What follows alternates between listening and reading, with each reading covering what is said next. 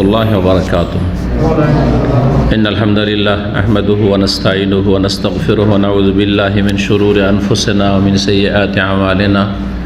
من يهده الله فلا مضل له ومن يضلل فلا هادي له وأشهد أن لا إله إلا الله وحده لا شريك له وأشهد أن محمدا عبده ورسوله صلى الله تعالى عليه وعلى آله وصحبه وسلم تسليما كثيرا. أما بعد، فقد قال الحافظ ابن حجر رحمة الله عليه وعن المقدام بن معدي كربة رضي الله عنه قال قال رسول الله صلى الله عليه وسلم ما ملأ ابن آدم وعاء شرا من بطنه أخرجه الترمذي وحسنه. মহান আল্লাহর সমস্ত প্রশংসা, সালাত এবং সালাম নাজিল হোক নবী মুহাম্মদ রাসূলুল্লাহ সাল্লাল্লাহু আলাইহি সাল্লামের উপর। আজ 28শে সফর 1443 সিরিজ মোতাবেক 5 অক্টোবর 2021 আমাদের ধারাবাহিক আলোচনা বুলুগুল মারাম আর পর্ব বা অধ্যায় হচ্ছে জোহদ এবং ওয়ারা। জোহদ আখিরাতমুখী হওয়া, পরকালমুখী হওয়া এবং দিনের ক্ষেত্রে অধিক সতর্কতা, তাকওয়া, পরহেজগারি অধিক সতর্কতার সাথে। জোহদ ওয়ারা কাকে বলা হয় এ সম্পর্কে বিস্তারিত আলোচনা এর আগে করেছি।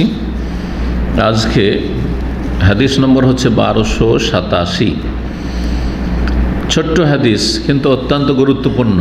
আজকাল ডাক্তারদের কাছ থেকে শুনে মানুষ মনে করছে যে বাপ আমাদেরকে তো একবারে নতুন তথ্য দিল এবং এই অনুযায়ী আমরা যদি চলি বা খাওয়া দাওয়াকে ওই সিস্টেমে আমরা কন্ট্রোল করি, এই চিকিৎসকের কথা শুনে, তাহলে আমরা সুস্থ থাকব।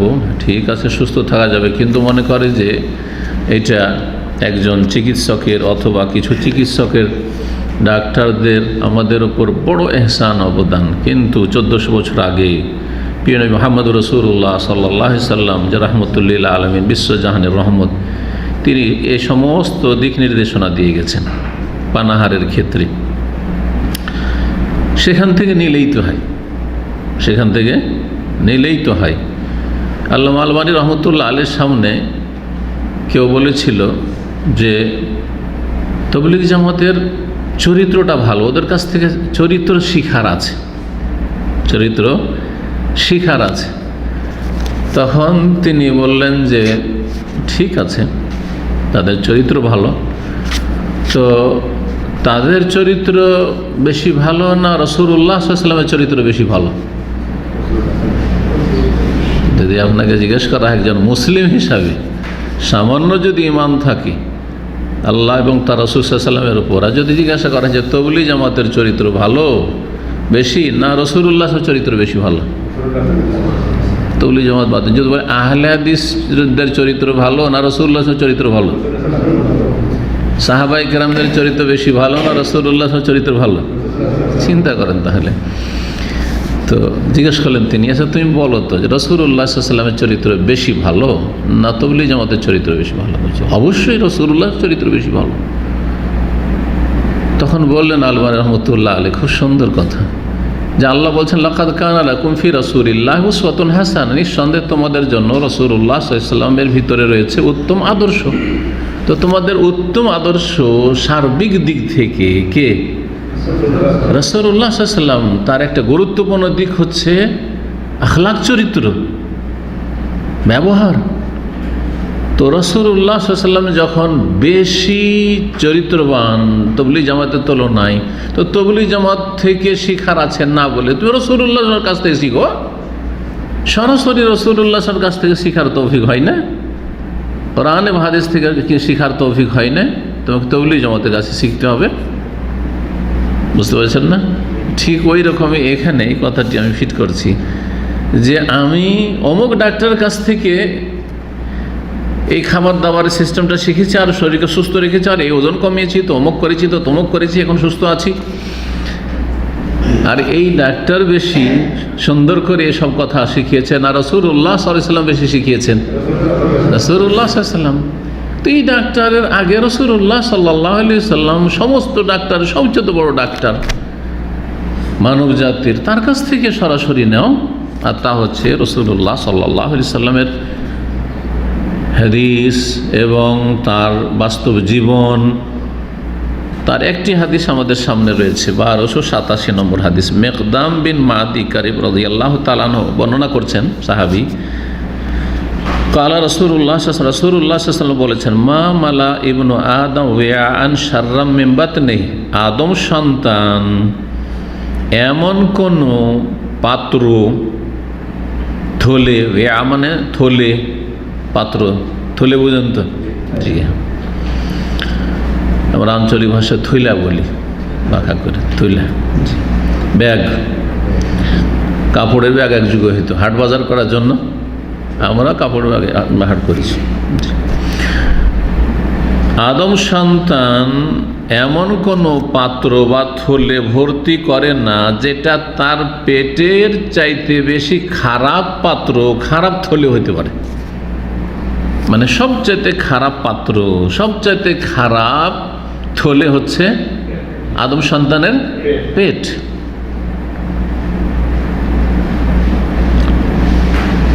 সুতরাং এই খারাপ পাত্রে বেশি কিছু রাখা যাবে, মানুষ নিরুপায় হলেই রাখবে, হ্যাঁ, নিরুপায় হলেই রাখবে। জি, যতটা জরুরি ততটাই রাখবে, তার বেশি রাখবে না। কারণ খারাপ পাত্রে বেশি কিছু রাখলে কি হবে? খারাপ হবে, খারাপ হবে। ইমাম তিরমিজি রহমতুল্লাহ আলাইহি হাদিসটি বর্ণনা করেছেন বা সংকলন করেছেন তার জামে তিরমিজি বা সুনানে তিরমিজিতে, এবং হাদিসটিকে হাসান বলেছেন। হাদিসটি হাসান, আর কেউ কেউ হাদিসটিকে সহিহ বলেছেন। যাই হোক, আমলযোগ্য হাদিস, গ্রহণযোগ্য হাদিস। এই হাদিস ইমাম তিরমিজি, ইমাম ইবনে হিব্বান, ইমাম যাহাবী সকলে সহিহ বলেছেন। হাফিজ ইবনে রহমতুল্লাহ হাদিসটিকে হাসান বলেছেন, এবং ইমাম সয়ুতিও। এই হাদিস থেকে অনেক কিছু শিখার রয়েছে। এই হাদিস এখানে সংক্ষেপে এতটুকু রয়েছে, কিন্তু অন্যান্য জায়গায় এই হাদিসের সাথে আরও কিছু বাড়তি কথা রয়েছে। তাতে রয়েছে যে একজন মানুষের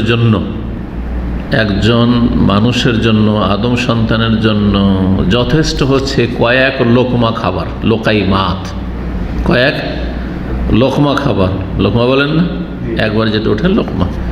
সুবহানাল্লাহ, লোকমার আমি বাংলা, এই লোকমা ছাড়া আর কিছু জানি না। আপনাদের জানা আছে? এক লোকমা খান, দুই লোকমা খান, এর কোনো বাংলা জানা আছে? জানা নাই। অথচ লোকমাটাই হচ্ছে খালিস আরবি শব্দ। আদম সন্তানের যথেষ্ট লোকাইমাতিন, কয়েক লোকমা, ইয়কিমনা বিহি সুলবাহ বা ইয়কিমনা বেহা সুলবাহ, যে কয়েক লোকমা খেয়ে নিজের শরীরটাকে টিকিয়ে রাখবে, চাঙ্গা করে রাখবে, শরীরটাকে সচল করে রাখবে, সবল করে রাখবে, ব্যাস চলার জন্য। তো খাওয়া দাওয়া কিসের জন্য? সুস্থ থাকার জন্য, বেঁচে থাকার জন্য। খাওয়ার জন্য বাঁচেন একজন মুসলিম, বেঁচে থাকার জন্য খাবার খায়। জি, আর কাফের বেঁচে আছে খাওয়ার জন্য, বেদিন খাওয়ার জন্য বেঁচে আছে, কিন্তু একজন মুসলিম বেঁচে থাকার জন্য, সুস্থ হয়ে বেঁচে থাকবো, এবং এই সুস্থ থাকলে আল্লাহর সুন্দরকে ইবাদতবন্দি করতে হবে। কারণ যত সুস্থ থাকবেন তত বেশি সুন্দর আল্লাহর ইবাদতবন্দি করতে পারবেন।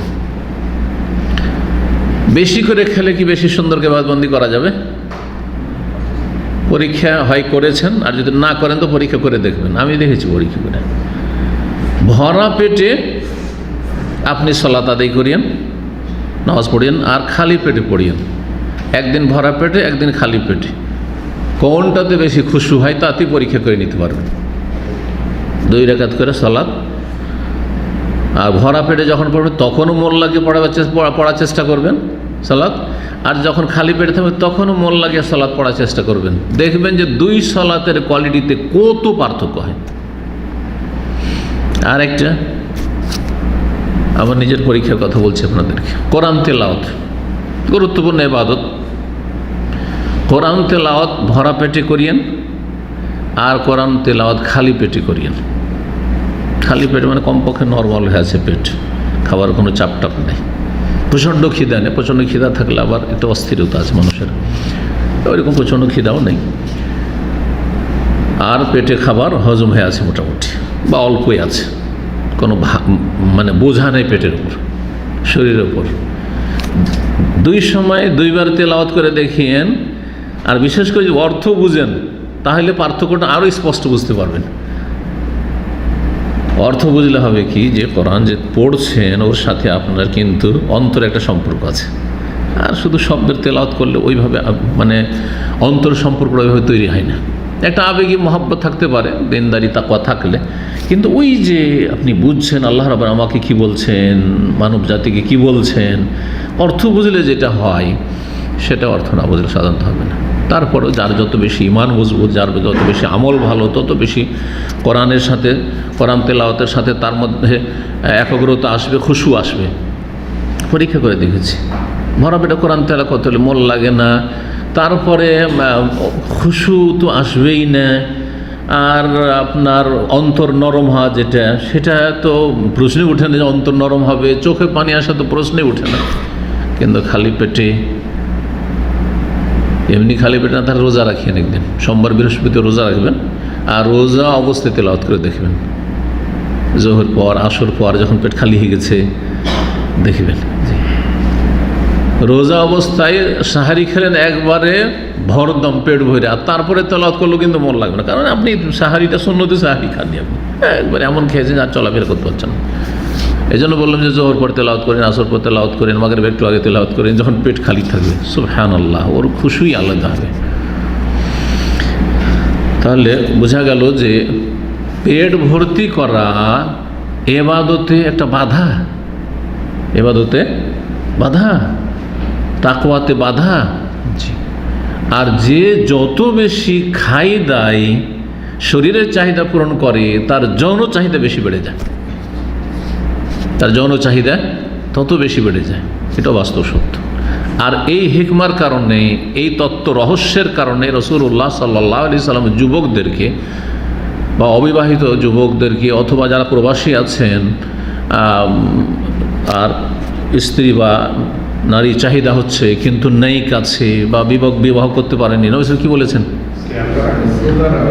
হয় স্ত্রীকে সাথে রাখো, বিয়ে করে নাও, আর না হলে, না পারলে ফাআলাইহি বিসসাম, সিয়াম পালন করো, রোজা রাখো, রোজা রাখো। কারণ খালি পেটে থাকলে গুনার যে শারীরিক চাহিদা আছে সেটা একেবারে কমে আসবে, ধীরে ধীরে ধীরে কমে আসবে।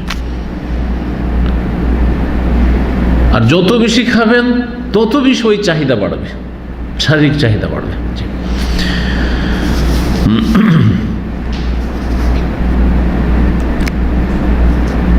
তারপরে রাসূলুল্লাহ সাল্লাল্লাহু আলাইহি ওয়াসাল্লাম বলেছেন যে কয়েক লোকমা খাওয়াই যথেষ্ট, এই কথা বলার পরে বলছেন যে যদি আবশ্যক হয় যে খেতেই হবে, এখন খিদে লেগেছে খেতেই হবে, ফাইন কানা লা মুহালা, খেতেই হবে, আর খেতেই হবে একজন মানুষকে। আরে 3 বার না খাবেন, 2 বার তো খেতে হবে, হ্যাঁ কিছু তো খেতে হবে, একেবারে না খেয়ে তো সারাদিন থাকা যাবে না, খেতে হবে। সবাই আম্বিয়া রাসূলগণ খেয়েছেন, আমাকেও খেতে, আপনাদেরকেও খেতে, সবাইকে খেতে হবে। যদি খেতে হয়, যখন খেতে হবে, এখন খুব খিদে লেগেছে খেতে হবে, খাওয়ার পর খাওয়া ক্ষতি, কিন্তু পেট ভর্তি হয়ে আছে আর তারপর ভালো মজাদার জিনিস পেলাম, ফের খেয়ে নিলাম, ইদখালু তামিন আলা তামিন মুদির, খাবার পেটে এখনও পচেনি, হজম হয়নি, আর তারপর আবার খাবার ঢুকাচ্ছেন, এটা শরীরের জন্য সব দিক থেকে ক্ষতি সাধন করে, ক্ষতিকর। কিন্তু পেটের খাবার হজম হয়ে গেছে, তারপরে আপনি খাবার দেন, আর খাবারটা অল্প অল্প করে দেন, বেশি না, একসাথে অনেক বেশি লোড নয়, দেখবেন যে খাবার সার্থক হবে, যে উদ্দেশ্যে খাচ্ছেন সেটা পূরণ হবে। তো নবী সাল্লাল্লাহু আলাইহি ওয়াসাল্লাম বলছেন যদি জরুরি হয় যে খেতেই হবে, ক্ষুধা লেগেছে, তাহলে ফাসলুসুন লিতাআমিহি, পেটকে 3 ভাগ করো, 1/3 3 ভাগের 1 ভাগ খাবারের জন্য, ওয়াসলুসুন লিশারাবিহি, আর 3 ভাগের 1 ভাগ পানির জন্য, পানি পান করবে তো পানিটা তো পেটেই থাকবে, ওয়াসলুসুন লিনাফসিহি, আর 3য় ভাগ, 3 ভাগের 3য় ভাগ কিসের জন্য? শ্বাস নেওয়ার, শ্বাস প্রশ্বাস নেওয়ার জন্য। মানে খেয়ে দিয়ে এমন নয় যে উকাশ পাচ্ছেন না, শ্বাস নিতে পারছেন না, চলতে পারছেন না। মাঝে মধ্যে এরকম খুব ভালো দাওয়াতে আমাদের কিছু বেশ দিনী ভাইদেরকে দেখেছি, খেয়ে দিয়ে বলছে যে শেখ আর নড়তে চড়তে পারি না, এখন বালিশ লাগবে। আস্তাগফিরুল্লাহ। খেয়ে দিয়ে 2-4 ঘন্টা বলছে যে বসে থাকো, শুইও না, আর শুইলেই খাবারগুলো এদিকে চলে আসবে, যখন যত বেশি হবে তত বেশি এদিকে আসবে, আর যত এদিকে আসবে তত বেশি গ্যাস হবে। আর গ্যাসের রোগী আমাদের জাতীয় জন্য বা আজকালকার লোকেরা, আমাদের জাতি ছাড়া অন্যরাও বেশি খায়, অনেকেই খায়, যারা যত বেশি খায় পেট ভরে তত বেশি গ্যাসের রোগী। আর যত কম খাবেন, অল্প অল্প অল্প করে খাবেন, তত আপনি গ্যাস মুক্ত থাকবেন, কোনো ওষুধ লাগবে না। যদি আপনি খাওয়াটাকে আপনি ঠিকভাবে আপনি পরিচালনা করেন, পরিমাণের দিক থেকে, সময়ের দিক থেকে, ভালো খাবার পেলেই আমাকে খেয়ে নিতে হবে যখন তখন, এরকম নয়, তাহলে গ্যাস হবে না, গ্যাস ভালো হয়ে যাবে। গ্যাস হয়েছে আমার ভালো হয়ে গেছে, আমি আমার নিজের কথা বলছি, কয়েকবার গ্যাস হয়েছে, আলহামদুলিল্লাহ ভালো হয়ে গেছে। যখনই খাবার দাবারকে কন্ট্রোল করা হয়েছে ভালো হয়ে গেছে, কিন্তু এক সময় তো খেয়াল করিনি, হ্যাঁ খাবারের পরিমাণ কখনো বেশি হয়ে গেছে, তখন গ্যাস হয়ে গেল। খাবার ঘন ঘন হয়ে গেছে, খাবার এখনও পেটে আছে, তারপর ভালো খাবার খেয়ে ফেললাম, তখন গ্যাস হয়েছে। ঠিক। তো নবী করিম সাল্লাল্লাহু আলাইহি ওয়াসাল্লাম এইভাবে দিক নির্দেশনা দিয়েছেন। এখান থেকে একটা গুরুত্বপূর্ণ মাসালা জানা যায়, সেটা হচ্ছে দ্বীন ইসলাম শুধু মানব জীবনের কোনো একটা দুটো দিকের ক্ষেত্রে দিক নির্দেশনা দেয়নি, পূর্ণাঙ্গ জীবন ব্যবস্থা। দ্বীন ইসলামে যেমন সহি আকীদা, আপনি কি বিশ্বাস করবেন কি বিশ্বাস করবেন না, বিশুদ্ধ আকীদার শিক্ষা দেওয়া হয়েছে, তাওহীদ এবং আকীদার যে বিষয়গুলি রয়েছে, ঈমানের বিষয় রয়েছে, যেমন শিক্ষা দেওয়া হয়েছে, সেটা সবচেয়ে গুরুত্বপূর্ণ আগে আকীদা।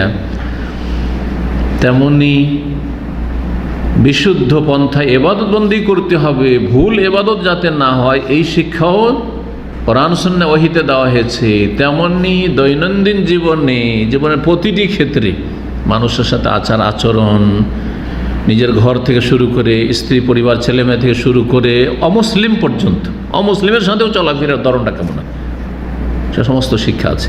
খাবার দাবার, পানাহার, হ্যাঁ, পোশাক পরিচ্ছদ, পয়সা আছে সেই জন্য আমি পোশাকের পোশাক ফ্রি পাচ্ছি সেই জন্য পোশাকের পোশাক, না, এমনটা নয়।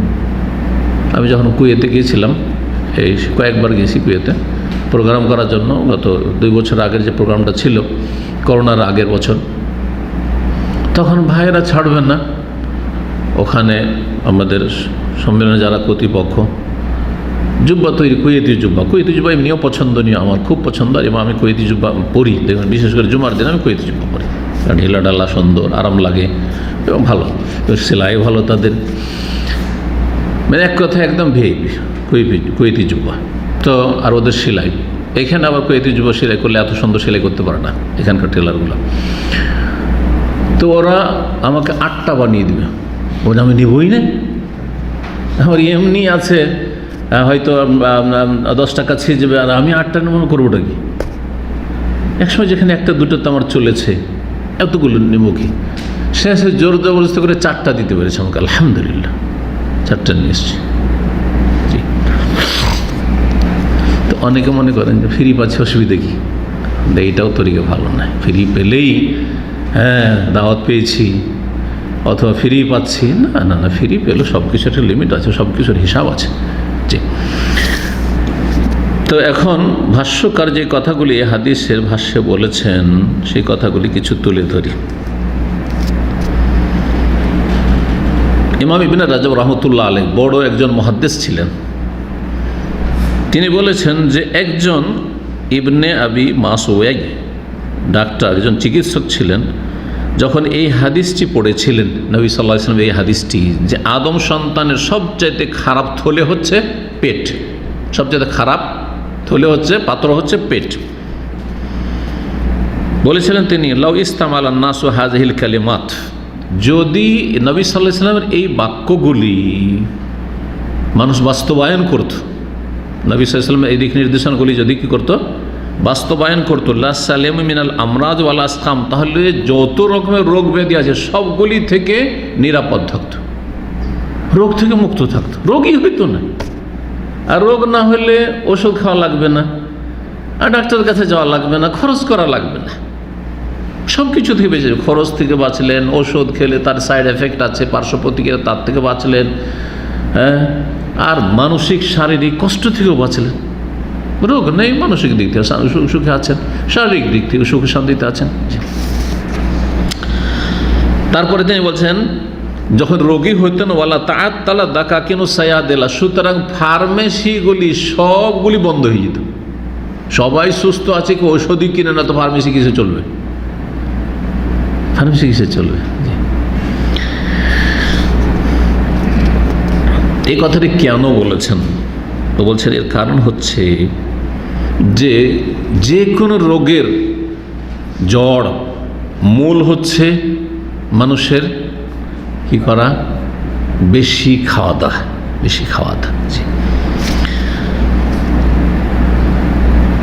হারিস বিন কালদা বলেছেন আল হামিয়াতু রাসুদ দাওয়া, সমস্ত ঔষধের মূল ঔষধ হচ্ছে সতর্কতা অবলম্বন করা। সতর্কতা অবলম্বন, খাওয়া দাওয়ার ক্ষেত্রে সতর্ক, চেক করে খাওয়া দাওয়া। জি, আপনি বেঁচে থাকেন, সতর্ক থাকেন, এটা হচ্ছে আসল চিকিৎসা। জি, খাওয়া দাওয়াকে কন্ট্রোলে রাখা। আজকে গরুর গোস্ত পেয়েছি, আর খুব ভালো, আর খুব ভালো পাক হয়েছে, আর আমি খুব পছন্দ করি গরুর গোস্ত, সেই জন্য অনেক বেশি করে খেয়ে নেব, তাহলে তো বিপদ আসবে। কেউ খাসির গোস্ত পছন্দ, আজকে ভালো পেয়েছি, আজকে ভালো খাবার পেয়েছি, পোলাও পেয়েছি, আজকে বিরিয়ানি পেয়েছি, খেয়ে নিই যথেষ্ট, কালকে খাবো না। এক সময় দায়ীরা আমরা খাওয়া দাওয়া করছি, তো খাওয়া দাওয়া একটু খুব সুন্দর ছিল, তো বেশি হয়ে গেছে, অনেক আগের কথা বলছি। তো একজন দায়ী বলছেন যে অসুবিধা নেই, আজকে ভালো করে খেয়ে নিই, কালকে সকালে নাস্তা করবো না। এভাবে সুস্থ থাকা যায় না। ঠিক আছে, এটা হয়তো রসুকিত করে বললেন, অথবা ঠিক আছে একটু শরীরকে মানে আরাম দেওয়ার জন্য, যে ঠিক আছে কালকে নাস্তা করবো না, আজকে রাত্রে একটু বেশি করে খেয়ে নিই, কিন্তু এতে তো সুস্থ থাকবে না, এতে তো ক্ষতি করবে শরীরে। জি, সতর্ক থাকা পানাহারের ক্ষেত্রে এটা হচ্ছে রাসুদ্দাওয়া, সমস্ত ঔষধের মূল। ওয়াল বাতানাত রাসুদ্দা, আর সমস্ত রোগের মূল হচ্ছে পেট ভর্তি করা, পেট পুরে খাওয়া, পেট ভর্তি করে খাওয়া। অল্প খাবার, যদি অল্প আহার গ্রহণ করেন তো ওর শারীরিক ফায়দা হচ্ছে, শারীরিক ফায়দা কয়েকটি ফায়দার কথা আজকে আলোচনা করব। যে শরীর সুস্থ থাকবে এবং সুস্থতার সাথে আপনি জীবনযাপন করবেন, সুস্থতার সাথে জীবনযাপন করবেন। তদবির আপনাকে করতে হবে, সব কিছু তকদিরের উপরে ছেড়ে দিলে হবে না। তকদিরের বিশ্বাস আছে, তারপরও যখন রাস্তাঘাটে গাড়ি চলছে, রোড ক্রস করছেন, তখন এদিক সেদিক দেখে আপনি চলাফেরা করছেন, ঠিক ওই রকম হয়েছে। অল্প আহার গ্রহণ করলে শরীরের ফায়দা বললাম, যে শারীরিকভাবে সুস্থ থাকা। হৃদয়ের ফায়দা, কলবের, এটা গুরুত্বপূর্ণ একজন মুমিনের জন্য, গুরুত্বপূর্ণ। হৃদয় সুস্থ থাকবে, কলব ভালো থাকবে, কারণ কলবের অনেক রোগ আছে। হৃদয়ের রোগ মারাত্মক মারাত্মক রোগ আছে। শিরক কুফরি কিসের রোগ? হৃদয় রীতি রোগ। হিংসা কিসের রোগ? হিংসা তো এইখানে, হিংসা কি চোখে আর হাতে আর পায়ে হয়? ওটার বহিঃপ্রকাশ ঘটে কখনো কখনো, হ্যাঁ, কিন্তু আসলে কিসের রোগ? অন্তর রোগ। বিদ্বেষ, কারো সম্পর্কে শত্রুতা রাখা, অন্তরে কালিমা থাকা, পেঁচাল অন্তর, জি, এগুলো অন্তরের রোগ। তো অন্তরকে যদি সুস্থ রাখতে চান তাহলে অল্প খাবারের বড় এখানে অবদান রয়েছে। অল্প খাবার খেতে হবে, যত অল্প স্বল্প খাবেন তত বেশি রিক্কাতুল কলব, অন্তরে নম্রতা আসবে, অন্তরে নম্রতা আসবে। এবং যত কম আহার গ্রহণ করবেন তত বেশি বোধশক্তি বাড়বে। ভরা পেটে লেখাপড়া করতে মন করবেন না, আর লেখাপড়া করলেও মনোযোগী হইতে পারবেন না। এলেম শিখা প্রথম কাজ আমলের আগে, এলেমের ক্ষেত্রেও। অল্প খাবার, পেট খালি থাকলে ইনকেসারুন নফস, মানে নমনীয়তা আসবে, অহংকার আসবে না। পরীক্ষা করে দেখবেন, আর নিশ্চয়ই জানেন এগুলো। আমি কিন্তু এগুলো অনুভব করার চেষ্টা করি। রোজার দিনে দেখেছি যে আমি কত যেন দুর্বল মানুষ। হ্যাঁ, অহংকার কী জিনিস, আবার সব শারীরিক দিক থেকে দুর্বল লাগছে। এক তো মানসিক দিক থেকে ইবাদত বন্দেগীতে আছি, ওটা তো আছেই, কিন্তু পেটে খাবার নেই, পিপাসা লেগে আছে, ক্ষুধা লেগে আছে। কিসের অহংকার? অহংকার আসবে না, নমনীয়তা আসবে। এবং কুপ্রবৃত্তির যে চাহিদা আছে, কুপ্রবৃত্তি মনের খারাপ কামনা বাসনা, সেটা দুর্বল হবে, রাগ কম হবে। কিন্তু এর বিপরীত কিছু লোক আছে, রমজান মাসে বেশি মারামারি রাগারাগি করে, রমজান মাসে বেশি গাড়ি দুর্ঘটনা অ্যাক্সিডেন্ট হয়। দেখেছেন এখানে খেয়াল করে হয়তো যারা গাড়ি চালান। কারণটা কি? কারণ রোজা রাখার মতো রাখে না। আসলে রোজা রাখে শুধু পেট, কিন্তু জবান রাখে না। ভাষা খারাপ, ভাষা কন্ট্রোল নেই। চোখ খারাপ, চোখের পাপ করে, হ্যাঁ, হাতের পাপ করে, পায়ের পাপ করে, নিজের শরীরকে ইমানের দিক থেকে কন্ট্রোল রাখে না, যার ফলে পেটে না খেয়ে থেকেও সেটা কার্যকরী হয় না। এই ছিল হৃদয়ের ফায়দা। চারিত্রিক ফায়দা 3 নম্বর, না খেয়ে থাকলে অথবা অল্প খেলে, একেবারে না খেয়ে থাকেন না, অসুস্থ হয়ে পড়বেন। এত বেশি না খেয়ে যদি থাকেন তো অসুস্থ হয়ে পড়বেন, কিন্তু খাবার অল্প গ্রহণ করবেন, যতটা খেলে চলে। বলছে চারিত্রিক দিক থেকে উপকারিতা হচ্ছে যে ক্ষুধার্ত ব্যক্তি থেকে গুনাহ দূরে থাকে। ক্ষুধার অবস্থায় থাকলে গুনাহ আর সম্ভাবনা কম। আর পেট যত ভর্তি করবেন তত বেশি আপনি পাপের কাছাকাছি চলে যাবেন। যারা চরিত্রহীন, পয়সাওয়ালা চরিত্রহীন, জানেন এরা বিভিন্ন হারাম পার্টি করে। পার্টিতে খাবার দাবারে তাদের অভাব নেই, মদ খায় আর কত রকমের খায়, আর ওইখানে করে তাদের ওই নাইট ক্লাব আর কত কি চলছে, বারে যায়, যতগুলি নোংরামি আছে। কিসের কারণে হয়? কারণ পয়সা, আমার পয়সা, আমি ইচ্ছা মতো আমার যেখানে ইচ্ছা সেখানে খরচ করব, এই করে সেই জন্য। মানুষের পেটকে যখন ভর্তি রাখে তখন অন্তরটা নোংরা হয়ে যায়, খবিস হয়ে যায়। তখন মানুষের মধ্যে আত্মঅহংকার আসে, গৌরব দাম্ভিকতা কাজ করে, এবং হাসি বেশি আসবে। ভরা পেট থাকলে হাসি বেশি আসবে, আর খিদায় থাকলে ওই হাসি আসবে না। কোন হাসি আসবে? যেটা সুন্নতি হাসি, নবী সাল্লাল্লাহু আলাইহি ওয়াসাল্লাম মুচকি হাসি হাসতেন, অট্ট হাসি আসবে না। এইভাবে বিভিন্ন দিক থেকে ফায়দা। তাহলে আহার কম করলে কিসের ফায়দা বললাম? শারীরিক ফায়দা। আর হৃদয়ের ফায়দা, হৃদয়ের উপকারিতা। আর কিসের বললাম? চারিত্রিক উপকারিতা। বলছেন যে মানুষ যখন ক্ষুধার্ত থাকে, পিপাসিত থাকে, তখন অন্তর পরিষ্কার পরিচ্ছন্ন হয়। সাফাল কলব ওয়া রাক্কা, অন্তরে নম্রতা আসে, নরম হয়ে যায়। আর যখন মানুষ পেট পুরে খেতে থাকে, অহরহ পেট খালি হয়, আবার খেয়ে না, আবার খেয়ে না, খাওয়ার পরে খাওয়া এই শেষ হতে যাচ্ছে, কি শেষ হয়নি, আবার খাওয়া। এ তো কি হয়? আমি আল কলবু, অন্তর অন্ধ হয়ে যায়, হৃদয় অন্ধ হয়ে যায়।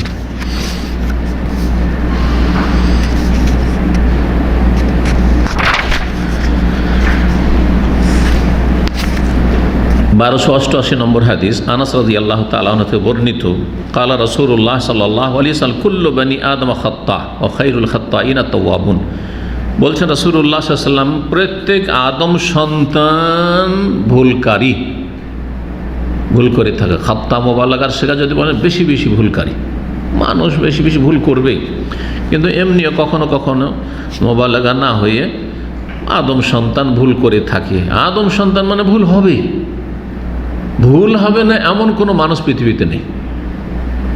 আম্বিয়া রসুলগণেরও ভুল হয়েছে, সে ভুল ছোট ধরনের হয়েছে, এবং পার্থক্য হচ্ছে যে তাদেরকে ভুলের ওপর ছেড়ে দেওয়া হয়নি। যদি ভুল হয়েছে সাথে সাথে ওহীর মাধ্যমে সংশোধন করে দেওয়া হয়েছে। কিন্তু আপনাদের যদি ভুল হয় তাহলে সংশোধন যদি কোরআন সুন্নাহর আলোকে ওয়াহির আলোকে করি তাহলে হবে, না হলে আল্লাহর পক্ষ থেকে কোনো ফেরেশতা এসে আমাদের সংশোধন করে দিয়ে যাবে না, কোনো ওহীও আসবে না। পার্থক্য এক তো ভুলের ধরনের ক্ষেত্রে পার্থক্য, যে আম্বিয়া রাসূলগণ ছাড়া অন্যদের বড় বড় ভুল হচ্ছে আর হয়েছে, আম্বিয়া রাসূলগণ ছোটোখাটো ভুল ভ্রান্তি হয়েছে, মানুষ হিসেবে ভুল হবে। আর একটা পার্থক্য হচ্ছে তাদের ভুলগুলির সংশোধন করে দেওয়া হয়েছে, আর আমাদের ভুলের সংশোধন নাও হইতে পারে, না সারা জীবন ভুলের ওপরে থেকে গেল, সারা জীবন গুমরাহির ওপর থেকে গেল, সারা জীবন ভুল বুঝে থেকে গেল, কোনো সংশোধন হলো না। প্রত্যেক আদম সন্তান ভুল করে থাকে। ওয়া খায়রুল খাত্তাইনা তাওয়াবুন, আর সবচাইতে ভালো ভুলকারী হচ্ছে তওবাকারী। সবচাইতে ভালো ভুলকারী হচ্ছে বেশি বেশি তওবাকারী। তওয়াব এটা মুবালাগার সাথে বেশি বেশি, তো যে যত বেশি তওবা করবে মানে আল্লাহর দিকে ফিরে আসবে। তাওবা এত মানে ফিরে আসে, কিন্তু এই জন্য তওবাকারীকে তায়েব বা তওয়াব, আল্লাহর দিকে যেহেতু ফিরে আসে, দিনের দিকে ফিরে আসে, শয়তানের দিকে চলে গেছে, আল্লাহ ছাড়া উল্টো দিকে চলে গেছে, আল্লাহর দিনের উল্টো দিকে চলে গেছে, এখন আল্লাহর দিকে ফিরে আসে, আল্লাহর দিনের দিকে ফিরে আসছে, তারপরে আপনার ভালো কথা কাজের দিকে ফিরে আসছে। এই যে ফিরে আসার অর্থ রয়েছে, এই জন্য তওবাকারীকে তায়েব বা তওয়াব বলা। আর তায়েব মিনাজ যামবি কামান লা যামবা লাহু, যে ব্যক্তি গুনাহ থেকে তওবা করে না যেন তার গুনাহই হয়নি, ভুল হয়নি, মুছে গেল। আল্লাহ রাব্বুল আলামিন একটি নাম 99 নামের হচ্ছে তওয়াব। মানুষ তওবা করে সেজন্য সে তওবাকারী। ওয়া খায়রুল খাত্তাইনা তাওয়াবুন, তাওয়াবের বহু বচন, কিন্তু আল্লাহকে যে তওয়াব বলা হয়েছে এর মানে আবার কি? আল্লাহ, আল্লাহ ফিরে আসেন। ওখানে তওবা মানে তওবা কবুলকারী, এটা তো আমরা তো করছি, কিন্তু তওবা কবুল শব্দ তো ওখানে নেই। এটার অর্থ হচ্ছে বান্দা যখন আল্লাহর দিকে ফিরে আসে, আল্লাহ তার দিকে ফিরে যান। বান্দা যখন আল্লাহর দিকে ফিরে আসে তখন আল্লাহ তার দিকে মুখ ঘুরিয়ে দেন না। কিন্তু অনেক মানুষ আছে ওর কাছে ক্ষমা চাইছেন, ও মুখ ফিরিয়ে নিচ্ছে, মাফ করবে না ও। আল্লাহ এটা করেন না। যতই বড় অপরাধ করে আসুক, যতই বড় অপরাধ করে আসুক, এমন বহু কাফের ছিল রাসূলুল্লাহ সাল্লাল্লাহু আলাইহি ওয়াসাল্লামের জামানায়, ইসলামের সাথে শত্রুতা করেছে, সাহাবায়ে শত্রুতা করেছে, রাসূলুল্লাহর বিরুদ্ধে বিভিন্ন যুদ্ধে অংশ নিয়েছে, কাফেরদের পক্ষ থেকে নেয়নি, আর পরে তারা ইসলাম কবুল করেছে। আল্লাহ তো মুখ ফিরিয়ে নিতে পারতেন যে তুই ফিরে আসলে তোর তওবা কবুল করবো না, এমনটা আল্লাহ করেন না। আল্লাহ এত আরহামুর রাহিম, যতই ভুল করেন কিন্তু ফিরে আসতে হবে। ফিরে আসবো না আবু জাহালের মতো থেকে যাবো, আবু লাহাবের মতো থেকে যাবো, আবু তালেবের মতো গোড়ামি করে থেকে যাবো, তাইলে হবে না। কিন্তু ফিরে আসলে আপনি এক কদম ফিরে আসেন, আল্লাহ 2 কদম ফিরে আসবেন। যেমন অন্য একটা হাদিসে রয়েছে, যে আমার দিকে যদি 1 বিঘত কেউ এগিয়ে আসে, অমান তাকাররাবা ইলাইয়া যিরাআন তাকাররাবতু ইলাইহি ওয়া মান তাকাররাবা ইলাইয়া শিবরান তাকাররাবতু ইলাইহি যিরাআন, কেউ যদি 1 বিঘত আমার দিকে এগিয়ে আসে তাহলে আমি তার দিকে জেরা 1 হাত এগিয়ে যাব। ওমান তাকাররাবা ইলাইহি যিরাআন, কেউ যদি আমার দিকে 1 হাত এগিয়ে আসে তাহলে আমি তার তাকাররাবতু ইলাইহি বা'আন, তার দিকে আমি 2 হাত এগিয়ে যাব। তো আল্লাহ রাব্বুল আলামিনের কাছে তওবা করে যারা ফিরে আসে তাদের দিকে আল্লাহ ফিরে যান, আল্লাহ তার দিকে ফিরে যান। এই জন্য আল্লাহ রাব্বুল আলামিনের একটি নাম হচ্ছে তাওয়াব। আখরাজাহু তিরমিজি, হাদিস ইমাম তিরমিজি সংকলন করেছেন, ইবনে মাজাহ সংকলন করেছেন। ওয়াসনাদুহু কাউয়্যুন, ইবনে হাজার রাহমাতুল্লাহ আলাইহি বলছেন যে এর সনদ হচ্ছে শক্তিশালী। জি, হাদিসটির সনদ হচ্ছে শক্তিশালী। এই হাদিস স্পষ্ট প্রমাণ করে যে কোনো মানুষ ভুলের ঊর্ধ্বে নয়, কারণ মানুষের মধ্যে দুর্বলতা আছে, বিভিন্ন দুর্বল দিক আছে।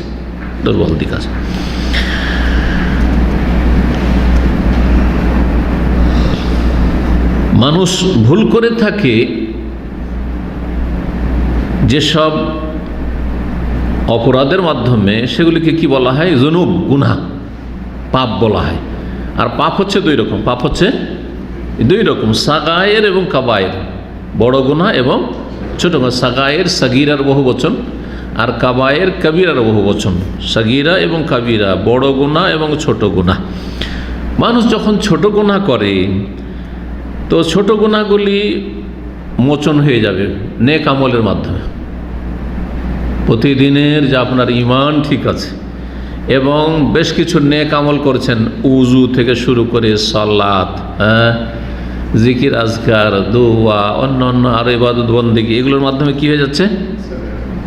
গুনাহ মাফ হয়ে যায়। সাগিরা গুনাহগুলি সালাত, 5 ওয়াক্ত সালাত পড়লে, মাঝে মাঝে হজ উমরা করলে, রমজান মাসের সিয়াম কিয়াম তারাই পড়লে, হাদিস আছে না, মান সামা রমজানা ঈমানান ওয়া ইহতিসাবান গুফিরা লাহু মা তাকাদ্দামা মিন যামবিহি। রমজান মাসের সিয়ামে অতীতের গুনাহ মাফ হয়, কিয়ামে তারাই পড়লে অতীতের গুনাহ মাফ হয়, লাইলাতুল কদর ইবাদতবন্দি করলে অতীতের গুনাহ মাফ হয়ে যায়। তারপরে 5 ওয়াক্ত সালাত সম্পর্ক আছে, আসসালাওয়াতুল খামসু, 5 ওয়াক্ত সালাত, রমাদান ওয়াল জুমাতু ইলা জুমা, আর জুমা পড়লে, রমাদান ইলা রমাদান, এক রমজান থেকে আরেক রমজান, মুকাফফিরাতুল লিমা বাইনা, এর মাঝের গুনাহগুলি মোচনকারী হয়ে যায়, মাফ হয়ে যায়। তাহলে সাগিরা গুনাহ মাফ হয়ে যাচ্ছে দৈনন্দিন যে উজুর মাধ্যমে গুনাহ ঝরে পড়ে, হাদিস আছে। জি, হজ উমরা করলে তাবিউ বাইনাল হজ উমরাতি ওয়াল হজ, তোমরা কি করো? উমরা হজ ঘন ঘন মাঝে মাঝেই করতে থাকো, 2-4 মাস 6 মাস উমরা হজগুলি করতে থাকো। এর মাধ্যমে কি হয়? দুটো সমস্যার সমাধান। ফাইন্নাহুমা ইয়ানফিয়ানি আল যুনুব ওয়াল ফাকরা, মানুষের গুনাহকে কি করে দেয়? ভ্যানিশ করে দেয়, মুছে দেয়। আর ওয়াল ফাকরা, অভাবকে দূর করে দেয়। হজ উমরা করলে অভাবও দূর হয়, আর হজ উমরা করলে গুনাহ দূর হয়। জি, নবী সাল্লাল্লাহু আলাইহি ওয়াসাল্লাম বলছেন কামা ইয়ানফিল কিরু খাবাস আলাইহি, যেমন হাঁফরে কামার সালাতে কামারের দোকানে মরিচা পড়া অস্ত্রগুলি নিয়ে গেলে পুড়িয়ে কি করে? ধারালো বানিয়ে দেয়। জি,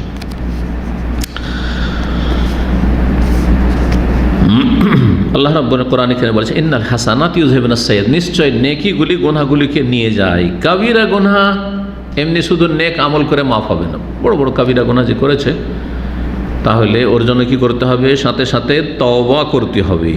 তওবার শর্ত কয়টি? হ্যাঁ,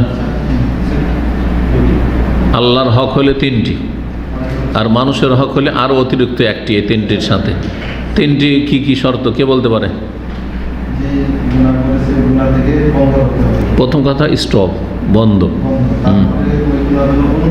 অনুতপ্ত, অনুশোচনা, লজ্জিত হইতে হবে, খুব খারাপ কাজ করেছে না, ক্ষমা চাও তো ইস্তেগফার হইল। আগামী যেন প্রতিজ্ঞা, হ্যাঁ ছেড়ে দিল কিন্তু প্রতিজ্ঞা হলো না, ঢিলা ফসকা অন্তর, আবার কালকে 10 দিন পর শুরু করে দিল, না না প্রতিজ্ঞা, আর জীবনে করবো না, এরকম জীবনে করবো। 3টা শর্ত। যদি বান্দার হক নষ্ট করে, এই 3টা তো থাকতেই হবে। তার সাথে চতুর্থ হচ্ছে তার কাছ থেকে মুক্ত হইতে হবে। টাকা পয়সার বিষয় হইলে দিয়ে মুক্ত হইতে হবে, আর না দিতে পারলে ক্ষমা নিয়ে মুক্ত হইতে হবে। মেরেছেন, হ্যাঁ শুধু ক্ষমা চাইলে হবে? আগে বলতে হবে প্রতিশোধ নিয়ে নেবো, ভাই তোমাকে মেরেছি, তুমি মেরে না, বলছে না আমি মারবো না। আর এরকম বললে যদি অবশ্যই তো ক্ষমা করে তো ক্ষমা করে। যদি বলছে না ক্ষমা করো না, আমি মারবো, তুমি যত জোর মেরেছো আমি অত জোর মারবো, তো অধিকার আছে তার। আপনারও, আপনার যদি সত্যি অন্তর থেকে তওবা করে তাহলে আপনি বলে ঠিক আছে আমি মেরেছি, তুমি মেরে না। যদি গীবত করে থাকেন কি বলেন? হ্যাঁ ভাই আপনার গীবত করেছে, আপনি আমার গীবত করিয়েন। ভাই আমি চুগলখড়ি করেছি দিয়ে আপনার সম্পর্কটা খারাপ করেছি, কিন্তু আমি আপনার সম্পর্কে মুখকে বলে চুগলখড়ি করে সম্পর্কটা খারাপ করেছি, আপনার তো সম্পর্ক ভালো ছিল। হ্যাঁ, তো আপনিও আমার বিরুদ্ধে চুগলখড়ি করে আমার অমুক বন্ধু মানুষ আছে, আপনি আমার সম্পর্ক খারাপ করে দিন নাকি? না, পাপ দিয়ে পাপ মুছা যায় না, নেকি দিয়ে পাপ মুছতে হবে। তাহলে কি করবেন? কারো গীবত করেছেন তাই না, একজন করে। হ্যাঁ, প্রথম কথা যদি দেখছেন খুব ভালো মানুষ, নেক মানুষ, ওনাকে যদি বলেই দিই যে আপনার আমি গীবত করেছিলাম, আপনি মাফ করে দেন, এইরকম দিন তাকওয়া আছে, কিন্তু আজকাল পাওয়াই মুশকিল এরকম লোক। যদি তাহলে আপনি বলবেন যে আমি করেছি, আমি মাফ করে দেন। হ্যাঁ, কিন্তু যদি এটা না হয়, আর সাধারণত হবে না, কারণ বলবে যে আমি মাফ করে দিলাম, কিন্তু ভিতরে আরে তুই এরকম কাজ করেছিস, তুই আমার মানহানি করেছিস, আচ্ছা তোকেও আমি সুযোগ পেলে দেখব। হ্যাঁ হ্যাঁ, বা মনে একটা মনোকষ্ট রেখেই দিবি, তো কি মাফ করলো, তাহলে মনোকষ্ট থেকে গেল। তো সেই জন্য না বলে, আজকাল যেহেতু ওই দিন তাকওয়া মানুষের মধ্যে নেই, পরেশগারি নেই, না বললে কি করবেন? যেই যেই জায়গাগুলিতে বদনাম করেছেন, গীবত করেছেন, ওই জায়গাগুলিতে সুনাম করবেন। মিথ্যা সুনাম না, ভালো দিক না আছে, একটা খারাপ লোকের ভালো দিকও আছে, দেখেন এটা। আর একটা হচ্ছে মুক্তি লাভের জন্য আল্লাহর কাছে দোয়া করবেন। আল্লাহর কাছে কি করবেন? ওই লোকের জন্য দোয়া করবেন, নিজের গুনাহের জন্য ইস্তেগফার, ওটা না, ওর জন্য যে আল্লাহ, ওর আমি মানহানি করেছি, ওর বদনাম করেছি, ও গীবত করেছি, আল্লাহ তুমি ওকে মাফ করে দিও, আল্লাহ তুমি ওর মর্যাদা বাড়িয়ে দিও, আমি ওকে ছোট করার চেষ্টা করেছি, আল্লাহ তুমি বাড়িয়ে দিও। সহজ বিষয়, কিন্তু অন্তর লাগবে। আর এটা প্রমাণ করবে যে আপনি সত্যি অন্তর থেকে তওবা করেছেন। জি। আর শুধু আল্লাহর কাছে মাপ চাইবেন অথচ বান্দার হক নষ্ট করেছে, এটা দিয়ে হবে না কাজ। জি।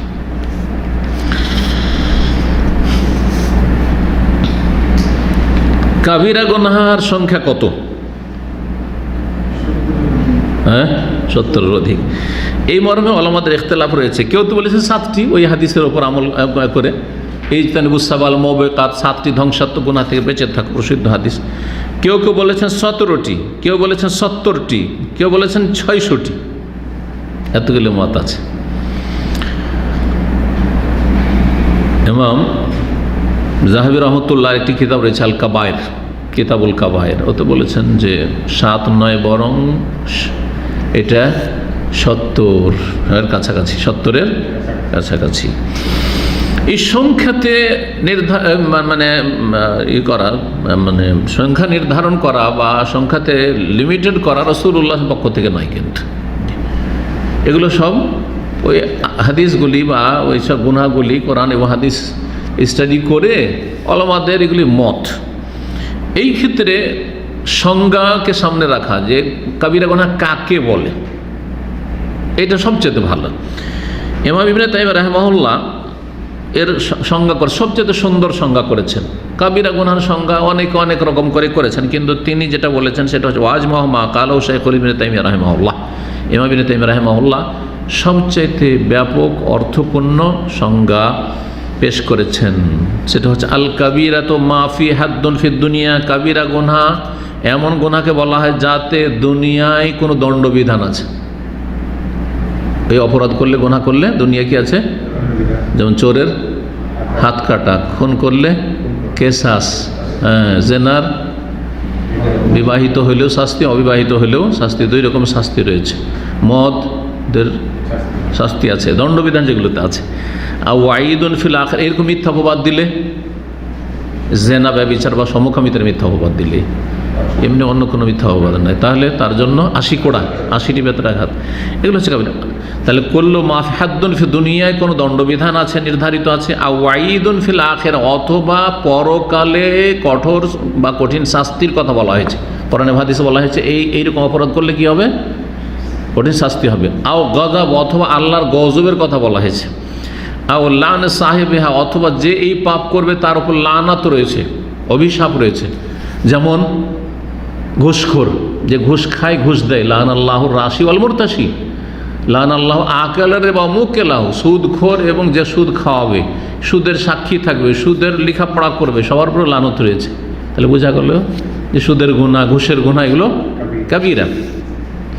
আও নাফিউল ঈমান আনহু, অথবা যে এই পাপ করবে তার মধ্যে ঈমান নেই বলা হয়েছে। লা ঈমান লিমান লা আমানাত লাহু, যার আমানত নেই তার ঈমান নেই। তাহলে কেউ আমানতে যদি খেয়ানত করে তাহলে সেটা কাবিরা গুনাহ। ঈমান নেই মানে কাফের হয়ে যায় না সবসময়, কিন্তু তার পূর্ণ ঈমান নেই।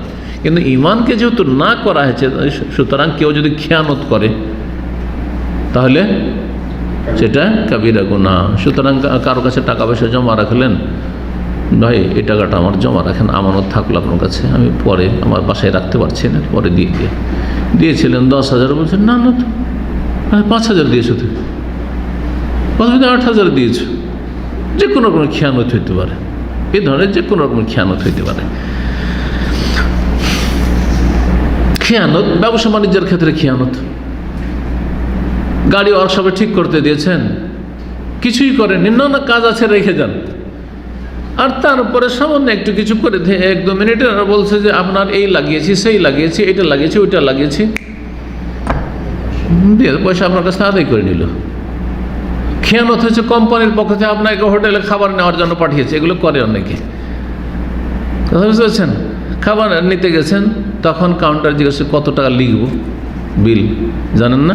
একদিন এক নেপালি আমাকে বলছে, আগে একটা ছিল KFC নয় SFC না কি বলছে, এরকম ছিল আগে, এরকম ছিল কি একটা। তো ওখানে ইসলামী সেন্টার আমাদের কোনো মেহমান ছিল, তো আমি গেছি, আমার সাথে আরও একজন ভাই আছে। তো ওখানে জিজ্ঞেস করছে যে কত টাকা লিখবো, নেপালি কাউন্টার বলছে কত টাকা লিখবো, মানে যত টাকা হয়েছে তত টাকা। তো এইরকম কথা কেন জিজ্ঞেস করলে তুমি?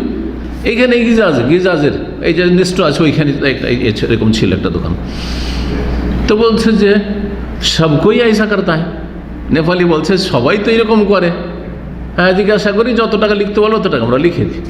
50 টাকার খাবার নিয়েছো 100 টাকা লিখে দিই। আউযুবিল্লাহ, খেয়ানত, দোকানদারেরও খেয়ানত, আর যেই কাজগুলো তারও খেয়ানত, মিথ্যা বিল বানিয়ে নাও।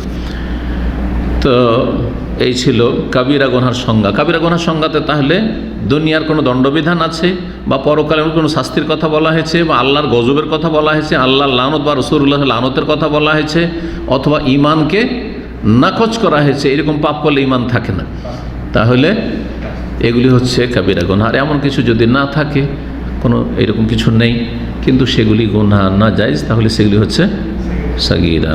সাগীরা যদি বারবার হতে থাকে তো সেটা কি হয়ে যাবে? কাবিরা হয়ে যাবে। এটাও মনে রাখবেন। ধরেন রাস্তা দিয়ে একটা মেয়ে যাচ্ছে, হঠাৎ অনিচ্ছাকৃত নজর পড়লো, ওটা তো মাফ, কিন্তু দ্বিতীয়বার আবার অথবা একবার নজর পড়লো কিন্তু নজরটা দিয়েই থাকলেন আপনি, তখন পাপ শুরু হলো, সাগীরা শুরু হলো। কিন্তু সেটা যদি অহরহ করে, এবং মহিলাদেরকে দেখার জন্যই যায়, মহিলা দেখলেই শুধু তাকাতে থাকে, তখন আর সাগীরা থাকবে না, তখন কি হয়ে যাবে? কাবিরা হয়ে যাবে। এরকম যে কোনো গুনার ক্ষেত্রে সাগীরা গুনাহ বারবার করতে থাকলে, অহরহ করতে থাকলে, খুব বেশি পরিমাণে হলে সেটা কি হয়ে যাবে? কাবিরা গুনাহ হয়ে যাবে। এখানে আজকের আলোচনা শেষ করছি। ওয়া সাল্লাল্লাহু সাল্লাম আলা নবিয়িনা মুহাম্মদ ওয়া আলা আলিহি ওয়া সাহবিহি আজমাইন।